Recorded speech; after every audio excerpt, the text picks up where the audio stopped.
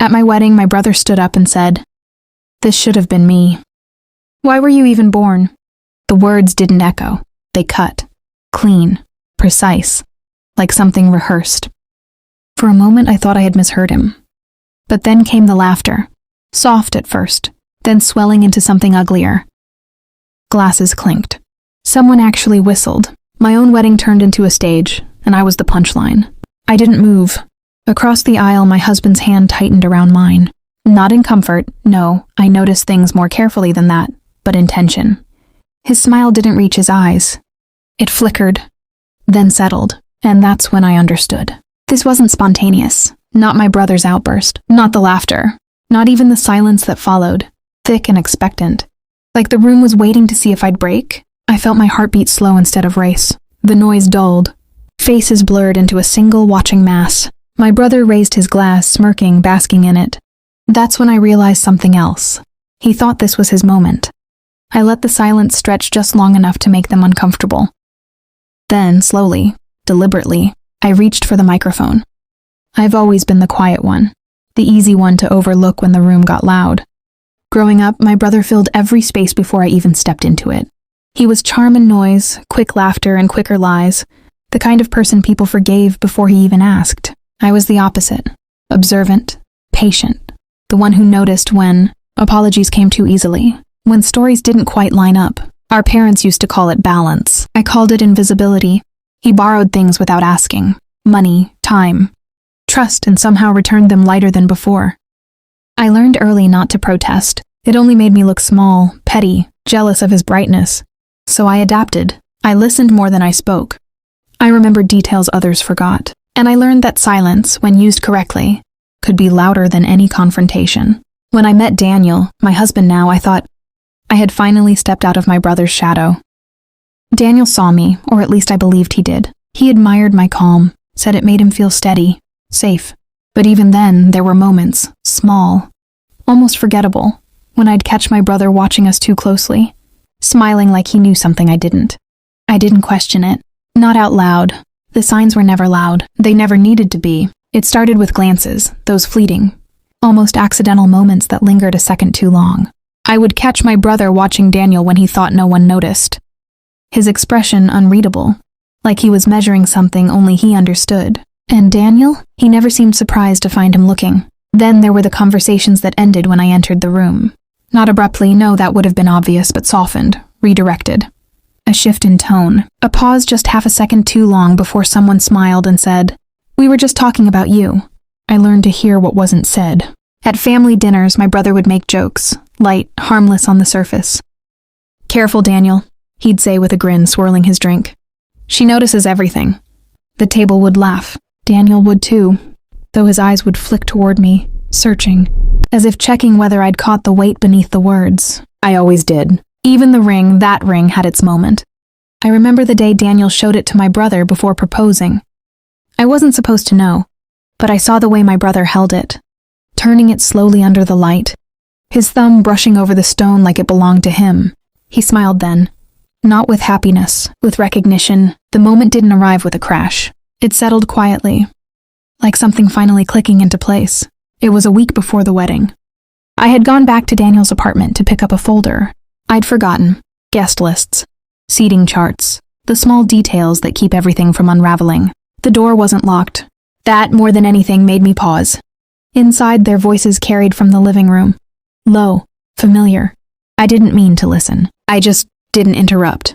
"You're overthinking it," my brother said, calm, almost amused. "She trusts you. She always has." A pause. Then Daniel exhaled softly. "And after?" A glass touched the table. I could picture the gesture without seeing it. "After," my brother replied. "It won't matter." There was no anger in his tone. No urgency, just certainty. That was the moment something in me shifted. Not breaking, not even cracking. Just aligning. Every glance, every unfinished sentence, every quiet instinct I had ignored folded neatly into place. I stepped back before they could see me, leaving the folder where it was. I didn't confront them. I didn't ask questions I already knew the answers to. Instead, I went home and began to prepare, not for the wedding, for the ending they thought I wouldn't see coming. I didn't rush. Rushed decisions leave fingerprints. Instead, I did what I've always done best. I paid attention, and I organized what I found. Daniel's habits were predictable once I stopped trusting them. His laptop synced automatically to a shared cloud he had once set up for convenience. He forgot I still had access. Messages, drafts, quiet financial movements, nothing dramatic. Just enough to trace intent. My brother, less careful, preferred his phone, but he reused passwords. He always had. Some patterns never change. I didn't dig for emotion. I collected facts. Dates that overlapped too neatly. Transfers labeled vaguely. Conversations that danced around specifics but revealed enough when read together. I documented everything, timestamped, backed up, and then passed copies to someone who understood consequence better than I did. My lawyer. Quietly, I made adjustments. The ring was insured in my name. The venue contract had clauses about misconduct and liability. Payments, ownership, access. Details people ignore when they believe they're in control. I didn't announce any of it. I simply shifted things into place, one signature at a time. By the time the wedding day arrived, everything looked exactly as it should. Except it wasn't, and neither was I. I let the room settle before I spoke. "Check your phones," I said, my voice steady, almost gentle. There was hesitation at first, confusion, a few polite smiles, but curiosity is stronger than decorum. One by one, screens lit up. A soft glow spread across the room like candlelight, only colder. I watched their faces instead of the messages. Brows tightening, smiles faltering. Someone inhaled sharply. My brother's confidence flickered first. Just a fraction, before he reached for his own phone. Daniel followed slower, like he already knew what waited for him.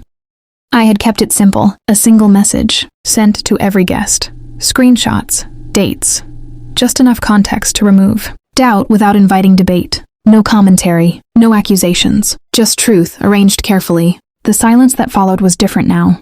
Heavy, shifting, alive with realization. My brother lowered his phone, his expression no longer amused. Daniel didn't look at me at all. I set the microphone back in its stand. 10 minutes later, my brother was gone. No announcement, no scene, just absence. And with him, the groom's ring. No one clapped this time. The room didn't erupt, it unraveled. Conversations broke into fragments, hushed and urgent. A few guests stood as if leaving might separate them from what they had just witnessed. Others stayed seated, staring at their screens like the truth might rearrange itself if they looked long enough. My parents didn't come to me right away. They sat side by side, silent in a way I had never seen before, as if recalculating years of certainty in a single moment. My mother's hands trembled in her lap. My father kept his eyes fixed on the floor. Daniel eventually spoke, but not to me. He tried to explain to anyone who would listen. His voice low, controlled, carefully chosen words that no longer carried weight. No one interrupted him. That was worse. Reputation doesn't collapse loudly. It thins quietly until nothing holds. A friend, mine, not his, touched my arm asking if I was all right. I realized then how strange that question was. All right wasn't the point. Being seen was, because this wasn't just about betrayal. It was about what people choose to ignore until someone forces them to look. And now, they had. I didn't chase anyone as they left. Not my brother. Not Daniel. Not even the versions of them I thought I knew. For the first time, I wasn't trying to hold something together that had already decided to fall apart. There was a strange clarity in that, like stepping into quiet after years of noise. You didn't realize you were enduring. Later, when the room had emptied and the staff began clearing away, what was meant to be a celebration, I walked back down the aisle alone. Each step felt deliberate, not heavy. The flowers were still fresh. The lights still warm. Nothing had changed, and yet everything had. My lawyer would handle what came next. Contracts would close where they needed to. Names would separate cleanly. As for my brother, he had taken the ring, but not what it represented. That part had never belonged to him. Or to Daniel. I understood something now that I hadn't before. Silence isn't weakness when it's chosen. It's control. I had spent years being overlooked, mistaken for someone who wouldn't act. They were right. I didn't react. I waited, and when I finally moved, I made sure it was the last move that mattered.